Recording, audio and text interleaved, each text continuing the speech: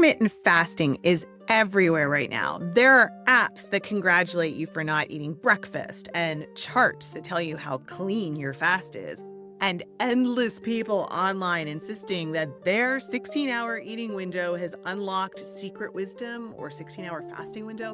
But like most modern wellness trends, absolutely none of it is new. Tudor England had an entire season that looked suspiciously like a structured fasting routine, except theirs started in mid-November and came with spiritual guilt instead of a smartwatch badge. This was the Advent fast, sometimes called St. Martin's Lent, a 40-day period that asked people to prepare for Christmas by reducing what they ate and when they ate it. It was not a mild suggestion. It shaped markets, household cooking, the daily schedule, even what people drank. If you have ever struggled through a fasting window and stared at the clock waiting for your next meal, you would have fit right in at a Tudor home in December. They turned fasting into a seasonal lifestyle long before anyone used the word biohacking. Get comfy, grab a beverage, because today we are going to talk about fasting and the Advent fast.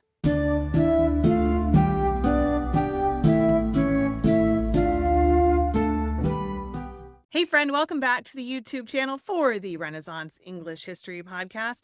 I am still your host, Heather, and I've still been podcasting since 2009 with my show, which makes it the original Tudor History Show. I am, as always, delighted that you chose to come here and spend this time with me today chatting about Tudor life. Today, intermittent fasting, which I actually do myself and think is great. Let's get into it. The Advent fast in medieval and Tudor England served as a colder counterpart to Lent. In many regions, it began on November 11th, the Feast of St. Martin, and then it ran for 40 days until Christmas Eve.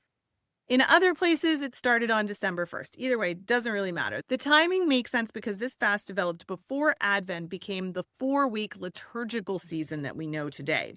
For centuries, it mirrored Lent on purpose, down to the expectation that people would examine their behavior and curb their appetite. This meant very specific dietary rules. Meat from warm-blooded animals was excluded. Dairy was removed from the table, which took butter, cheese, milk, cream, and eggs with it. Households turned to fish and grains, root vegetables, nuts, dried fruit, and almond milk. Almond milk appeared constantly in household accounts because families needed something to thicken sauces and porridges during weeks when dairy was off limits. Wealthier households imported fish or had it salted and stored earlier in the year. Inland families made do with preserved fish from the coast that probably wasn't very fresh. The point was not variety, the point was restraint. Church rules also shaped when meals were taken. In many places, food was not eaten until after the evening prayers. That pushed the main meal later into the day. For some households, it meant taking only one substantial meal a day. People understood this as spiritual discipline, not a dietary experiment. I see all this one meal a day stuff. But anyone familiar with modern fasting routines will recognize this pattern immediately. So what did people actually eat during the Advent fast? Well, daily meals in Tudor Advent looked different from the rest of the year.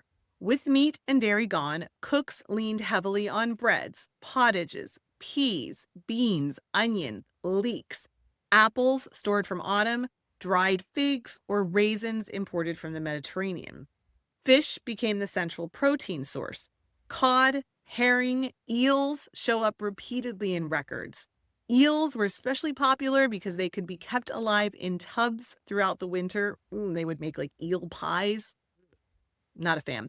Salted fish was common, and its strong flavor would shape the taste of December.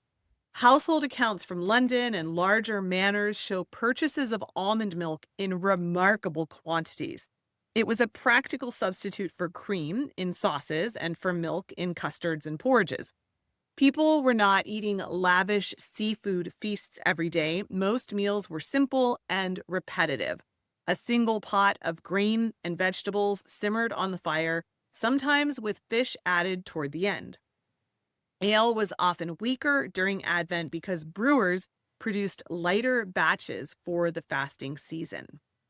For Tudor families, this wasn't some kind of diet trend. This was a preparation for the joy of Christmas, and everyone from the poorest laborer to the wealthiest noble participated in some version of the same seasonal routine.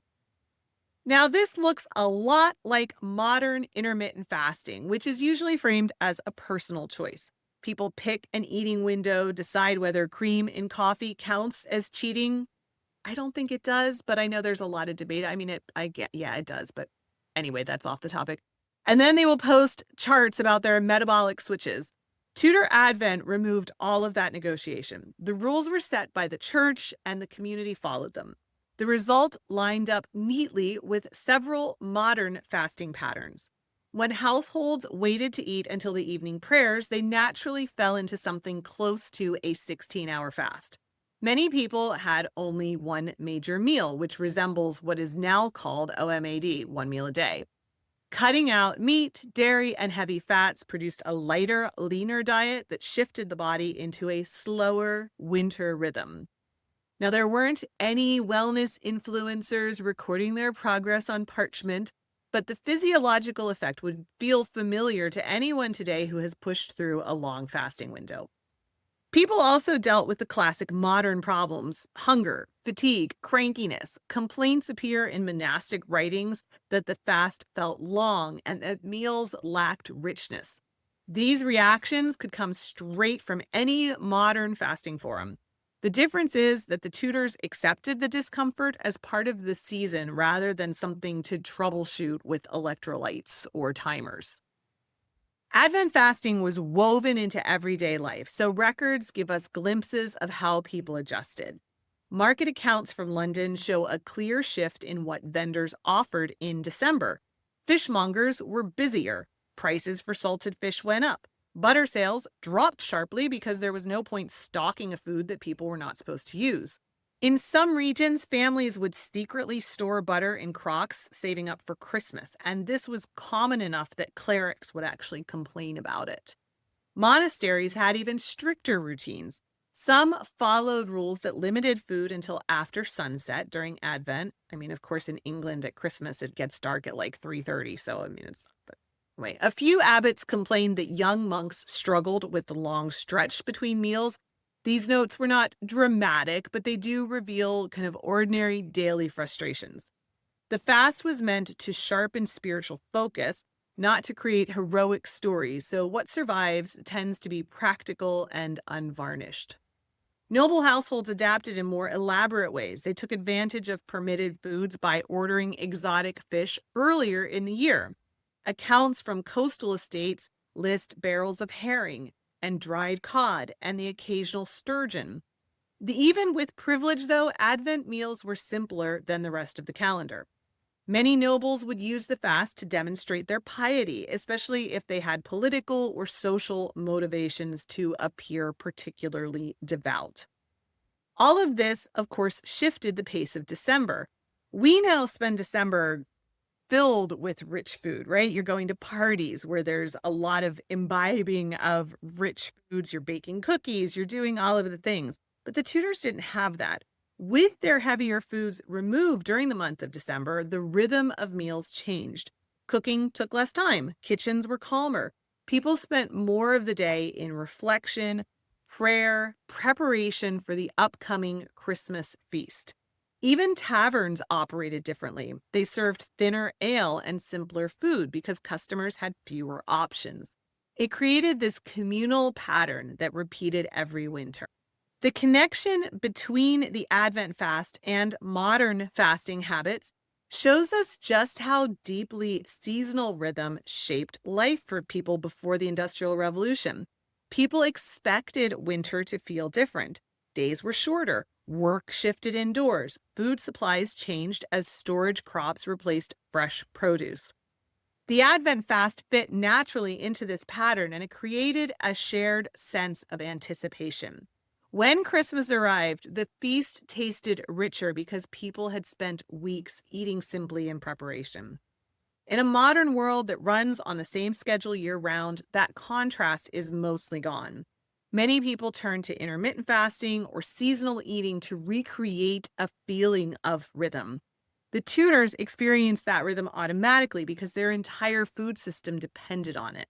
Advent wasn't a diet plan, it was a way of marking time, preparing for celebration, and acknowledging that the darkest part of the year requires a different pace.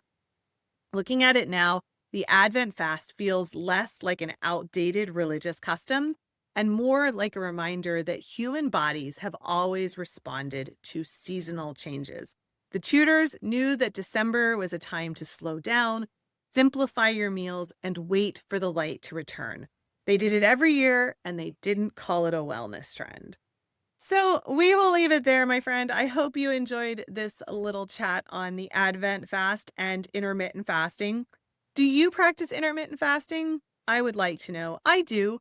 I don't have a very strict, I'm not like one of these like 16/8. I just like to leave a lot of time before having breakfast in the morning. And I eat dinner early. So I guess it naturally works out to being about an 8-hour window, but it's not something that I like. I don't have an app for it or anything like that. But I would love to know if you practice intermittent fasting. Of course, I am not a doctor. I'm not a nutritionist. So don't listen to me for any kind of medical advice. I'm here for the history. I'm not here for the medical advice. So definitely, if you're thinking about starting intermittent fasting, you should talk to your doctor. Anyway, if you enjoyed this little chat, I sure would appreciate a press of that like button. You know what it does. It helps to feed the algorithm and get our content to even more people. And I hope that if I don't already have it, I earned your subscription to my channel where I put out content like this on the regular. If you would like to keep watching videos about how normal Tudor lives mirror our own biohacks, I did a video a few months ago about how the Tudors used what we call supplements today. You might enjoy that. You can watch it right here. Or here's a video that YouTube thinks you'll enjoy. Thank you for watching. Remember, my friend, you are deeply loved. I am so glad I shared the planet with you. You make the world a better place, and I'm grateful that we got to spend this time together today, bringing together Advent fasting and intermittent fasting. I'll be back very soon. In the meantime, don't forget to drink your water.